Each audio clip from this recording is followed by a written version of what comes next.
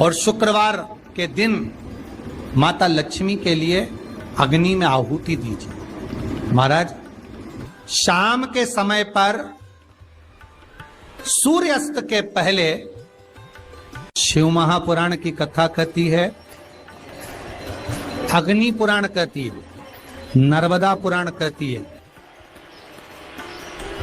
लिंग पुराण कहती है कि बेलपत्री के वृक्ष के नीचे, नीचे तो नीचे वो भी जाने दो, यहां तक वर्णन किया शिव महापुराण में तो कि बेलपत्री का जो फल होता है ना, बेल फल जो होता है, कहते हैं अगर किसी व्यक्ति के यहाँ लक्ष्मी की कमी होती है, संपदा की कमी होती है, जिसके यहाँ पैसा नहीं आता, धन नहीं आता, तो बेल का जो फल होता है, बेलपत्री का जो फल होता है, उस फल के गूदे को, बेलपत्री के फल का गुर्दा निकाल लो, सुखा लो, गाय के घी में उसको डुबो लो और शुक्रवार के दिन माता लक्ष्मी के लिए अग्नि में आहुति दीजिए। महाराज, शाम के समय पर सूर्यास्त के पहले ये जो आहुतियां हम बेले के गुर्दे के फल की गाय के घी में डुबोकर माता लक्ष्मी और भगवान विष्णु के नाम से देते हैं, महाराज 2 या 3 शुक्रवार करोगे, लक्ष्मी की कभी कमी नहीं आती, संपदा बढ़ती है। एक प्रयोग और कर देखना, कभी अगर मौका मिले आपको तो प्रयोग कर देखिए। लिंग पुराण के अंदर लिखा हुआ है, शिव पुराण में, लिंग पुराण में और स्कंद पुराण में कहा गया है कि अगर किसी ने बेले के फल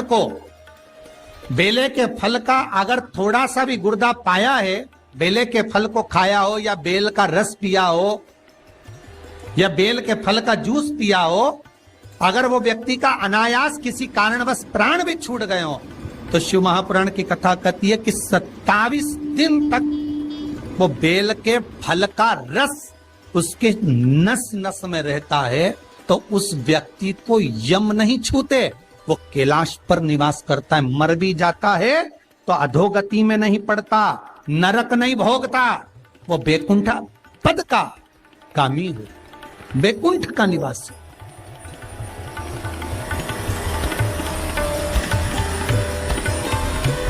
बैकुंठ का निवासी।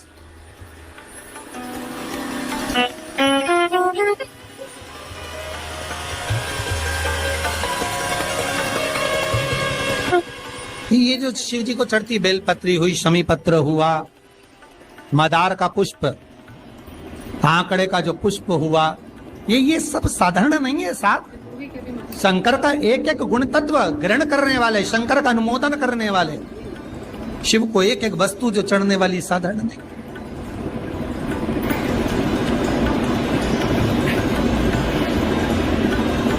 महाराज, हम तो आपसे निवेदन पहले भी करे, आज फिर करते। मान लो आपको ऐसा लगता है कि घर में बीमारियां ज्यादा घेर रही है, तो एक बेल का टुकड़ा, बेले का फल का एक टुकड़ा अपने ही घर में कहीं पर भी कटोरी में रख दीजिए, शिव का स्मरण,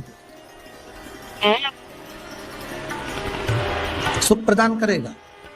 अगर थोड़ा बहुत रोग आ भी गया निकल जाएगा, पर बड़ी बीमारी में कोई फंस नहीं पाएगा, ज्यादा जनहानि नहीं होगी, तकलीफ नहीं भोग पाओ। शिव को प्रिय है।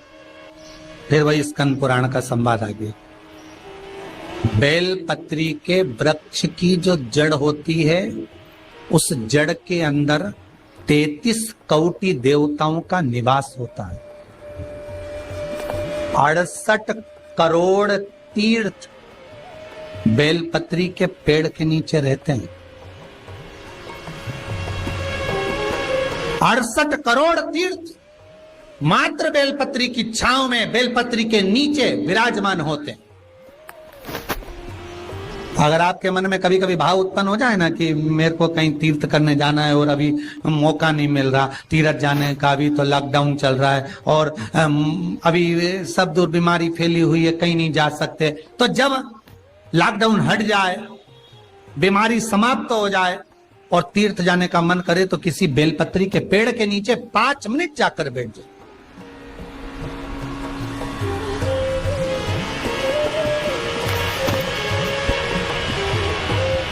और जप लो, श्री शिवाय नमस्तुभ्यम। जितने बैठे हो टीवी के सामने प्रेम से बोलो, श्री शिवाय नमस्तुभ्यम। जितने टीवी के सामने बैठे बार फिर से बोलो, श्री, साथ में बोलो, आगे आगे नहीं, श्री शिवाय नमस्तुभ्यम।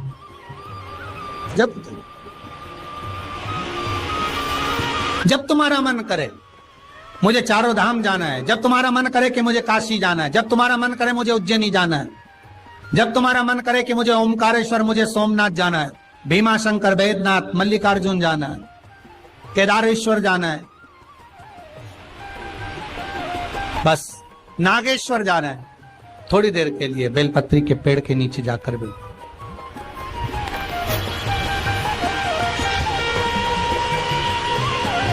68,000 तीर्थ सब बेलपत्री के वृक्ष के नीचे विराजे। जहां पर देवराज के प्राण छूटे वहां बेलपत्री का पौधा है, बेलपत्री का वृक्ष है।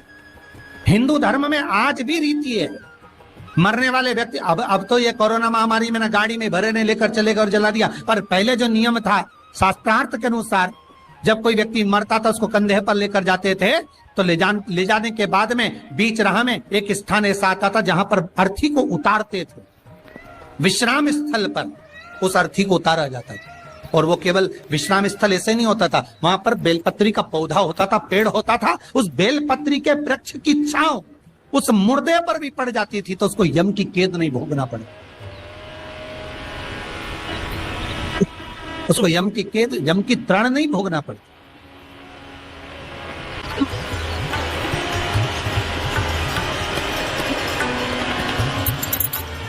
इसलिए उस बेलपत्री के पौधे के नीचे उसको विश्राम दिया जाता है।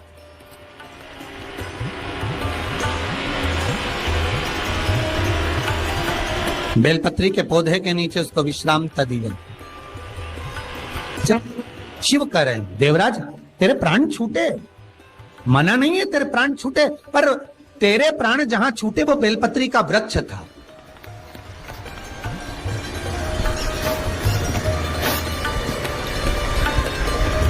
और अब तुझे यहां नहीं रहना है, अब तुझे कैलाश पर रहना है। तो कैलाश पर क्यों? शंकर भगवान बोलते हैं ये मृत्यु लोक जो है ना, पृथ्वी, ये भूमि जो है ना, ये मेरी निवास स्थली है, ये मेरा घर है। इसलिए शंकर भगवान ने, भगवान विष्णु ने जब कहा था, भगवान विष्णु जब शंकर भगवान से बोले कि मैं आपसे मिलने आना चाहता हूं, तब शंकर भगवान बोले आ जाओ। तो भगवान विष्णु पृथ्वी से एक हाथ ऊपर पांव रखकर चल रहे थे। तो शंकर जी ने पूछा तुम पांव जमीन पर क्यों नहीं रखते, पृथ्वी पर रखो। शिव जी, मैं पांव पृथ्वी पर नहीं रख, क्यों? नहीं नहीं नहीं नहीं, मैं पांव पृथ्वी पर नहीं रख सकता। आखिर क्यों? शंकर भगवान से भगवान विष्णु कहते हैं पूरी पृथ्वी पर छोटे छोटे कंकर नजर आते हैं, हर कंकर में मुझे शंकर नजर आते। जब कंकर में शंकर दिखेगा तो मैं पृथ्वी पर पांव कैसे रख सकता हूं? शिव जी बोले, भाई नारायण भगवान विष्णु से बोले, है नारायण, अगर आप इतनी दूरी बनाकर रखेंगे तो फिर हमारे करीब में कौन आएगा? हम चाहते हैं कि आप हमसे मिलकर रहें, हम आपसे एक क्षण की दूरी सहन नहीं कर सकते। आप हमसे चिपक जाएं, लपट जाएं, आप हमसे रम जाएं, हम आप में रम जाएं। कुछ ऐसा कर दो, शंकर जी कह रहे हैं नारायण कुछ ऐसा कर दो कि शंकर नारायण से दूर नहीं रहे, नारायण शंकर से दूर नहीं रहे, ऐसा कुछ कर दिया जाए। तब भगवान शिव ने भगवान विष्णु से कहा एक काम हो सकता है कि आप सांप बन जाओ। भगवान विष्णु ने पूछा मैं सांप बन जाऊं क्यों? शंकर भगवान कहते हैं सांप बन जाओगे तो मैं गले में आपको डालकर रखूंगा, आप मुझसे चिपके रहोगे, मैं आपसे चिपका रहूंगा, आप मुझसे लगे रहेंगे, मैं आपसे लगा रहूंगा, दूरी नहीं रहेगी एक क्षण की भी। और भगवान विष्णु सर्प बन गए, भगवान विष्णु सांप बन गए, सांप बने भगवान शंकर ने। भगवान विष्णु जब सर्प बने और सर्प बनकर भगवान शंकर ने अपने गले में भगवान विष्णु को धारण कर लिया। आज भी शंकर भगवान के गले में जो सांप पड़ा हुआ है वो सांप केवल सर्प नहीं है, वो भगवान विष्णु का ही एक अवतार।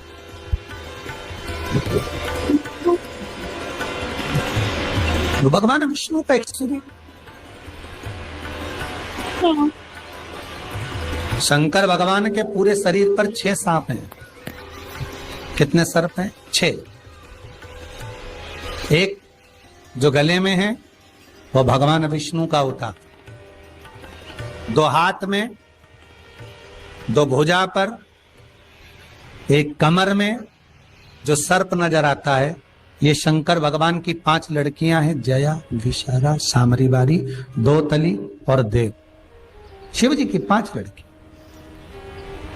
शंकर भगवान के पूरे शरीर पर 6 सर्प हैं, 5 लड़कियां और एक भगवान विष्णु का स्वरूप, भगवान विष्णु का प्रतिबिंब, भगवान विष्णु का ही एक स्वरूप।